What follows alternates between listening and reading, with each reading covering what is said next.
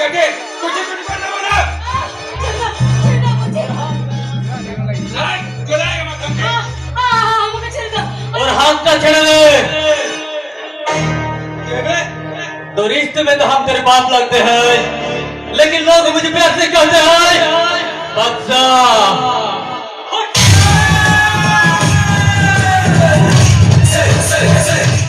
साला कुत्ता,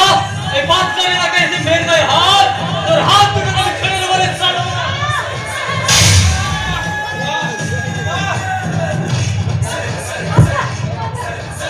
ना, वो कभी किसी से खाओ ना। जैसा तो रिश्ते में हाथ में लगे, ना कभी किसी से खाओ ना। ऐसा लगा मैं कभी खाना ना।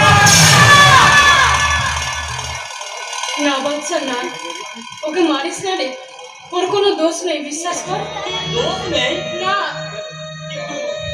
आज আমরা নিজেদের ফাঁদে নিজেরাই ফেসে গেছি গুরু ওরে বাবা রে কোমরটা কোথায় গেছে রে হ্যাঁ গুগল ওরে বাবা রে ये धंधा कौन दिन থেকে চলছে কথা বলছিস না কেন যৌবন লুটে নাটক করে টাকা রোজগারে বড্ড শখ তাই না তাকে যৌবন থেকে কাজে লাগাতে পারছিস একদম ঠিক বলেছিস নিজে তো জেলে থেকে তোমরা ভালো মন্দ খেয়ে বেঁচেছিলে কিন্তু এই ঝুমরি যার যৌবনে কেউ নেই এই দুনিয়ার বাপ মা আত্মীয় স্বজন বলতে কেউ নেই সেই ঝুমরি কোথায় যাবে কি খাবে সেটা কি একবার ভেবে দেখেছিলে